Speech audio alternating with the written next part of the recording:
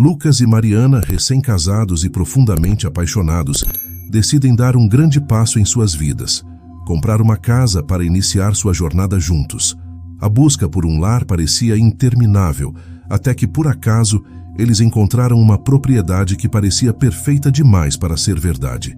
Uma casa grande, de arquitetura antiga e encantadora, situada em uma cidadezinha pacata e cercada por um jardim que, embora abandonado, ainda exalava uma beleza misteriosa. O preço estava estranhamente abaixo do valor de mercado, mas o corretor apenas mencionou que o local não recebia muita atenção por estar em uma área isolada, longe do centro da cidade. Mariana, sempre mais sensível e intuitiva, sentiu um leve desconforto ao cruzar o portão pela primeira vez, como se a casa estivesse observando. No entanto, o entusiasmo de Lucas era contagiante. Ele estava encantado com a ideia de reformar e transformar a casa em um lar perfeito. Mariana decidiu ignorar suas sensações iniciais em nome da felicidade do casal. Na primeira noite, a casa já começava a revelar seus segredos. O cheiro de mofo impregnava o ar, mesmo com todas as janelas abertas, como se a umidade estivesse enraizada nas paredes.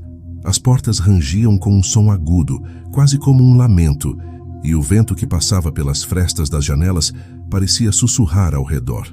Mariana tentou dormir, mas o silêncio da noite era interrompido por ruídos estranhos e constantes.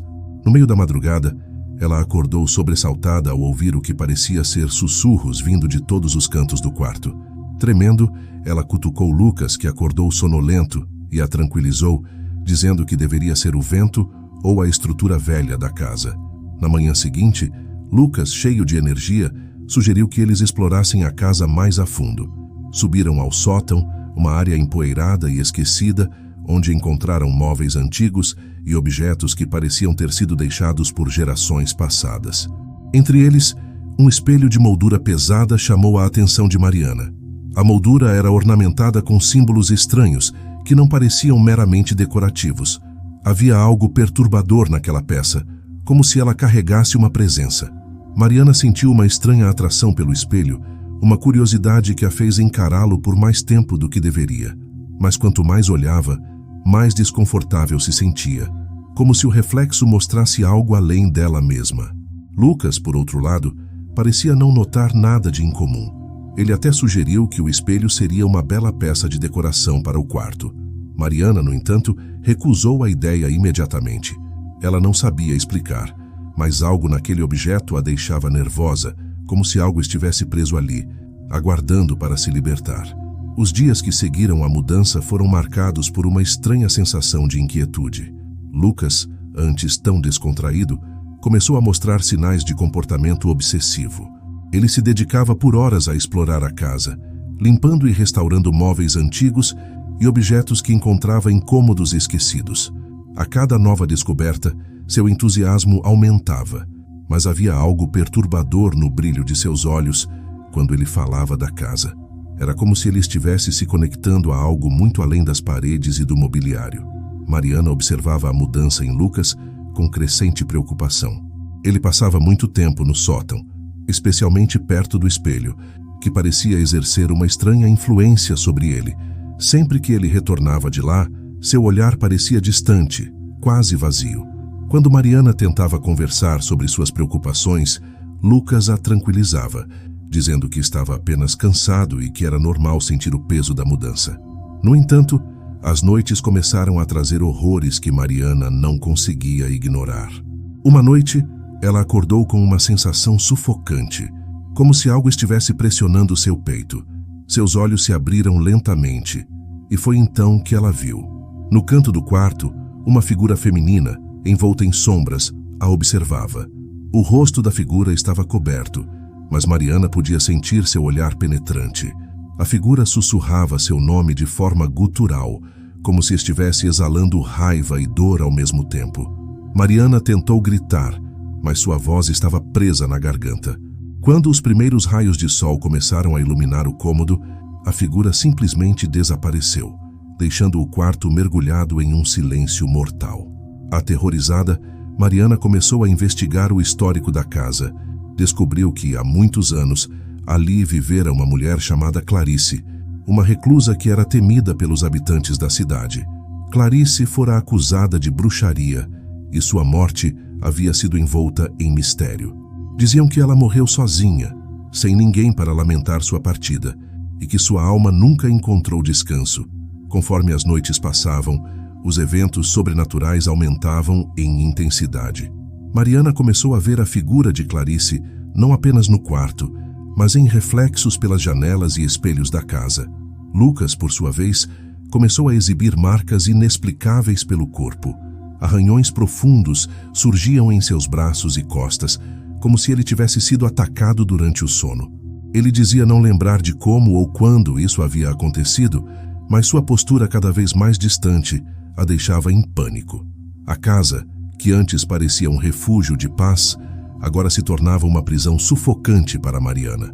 Lucas, cada vez mais submisso à influência da casa, passava horas no sótão, em um transe profundo diante do espelho. Ele agora falava sozinho, murmurando palavras incompreensíveis, como se estivesse se comunicando com alguém invisível. Quando Mariana o confrontava, ele reagia com uma agressividade que nunca antes demonstrara. As brigas, antes impensáveis, agora se tornavam frequentes, e o amor que os unia parecia estar desmoronando diante de seus olhos. Mariana, convencida de que o espelho era a chave para tudo, decidiu destruí-lo. No entanto, ao quebrar o espelho, o que ela temia aconteceu. Ao invés de acabar com a maldição, ela libertou Clarice. A presença que antes era uma sombra, agora se tornava tangível, preenchendo cada canto da casa. Clarice não queria paz, ela queria vingança. E Lucas, agora completamente possuído, tornava-se o instrumento de sua fúria. A casa se transformou em um verdadeiro campo de terror.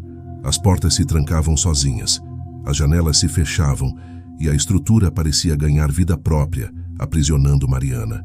Lucas, dominado por Clarice, a perseguia pela casa, rindo de forma macabra e sussurrando coisas terríveis com a voz distorcida. Mariana tentava fugir, mas cada rota de escape era bloqueada pela própria casa, como se estivesse conspirando para mantê-la lá. Durante sua fuga, Mariana encontrou antigos diários de Clarice.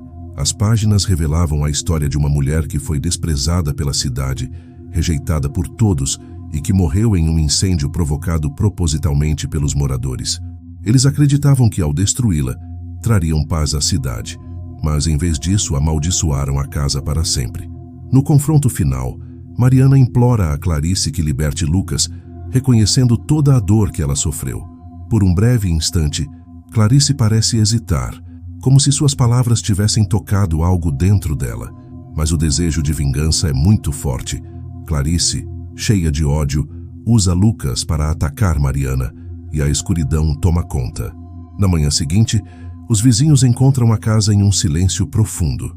Lucas é encontrado desacordado, sem memória alguma dos eventos da noite anterior. Mariana desapareceu sem deixar vestígios. Lucas, confuso e devastado, começa a vagar pela casa, sentindo a presença de Clarice à espreita em cada canto. No espelho quebrado no sótão, ele vê o reflexo de Mariana, agora com os mesmos olhos vazios de Clarice, presa para sempre naquela casa, vítima da maldição que jamais seria quebrada. Lar, Doce Maldição é uma narrativa que explora os limites do terror psicológico, onde o rancor e a solidão se manifestam de maneira destrutiva, arruinando até os laços mais puros. A maldição que recai sobre o casal revela a fragilidade do amor diante do desejo implacável de vingança, mostrando que algumas almas estão destinadas a nunca encontrar paz.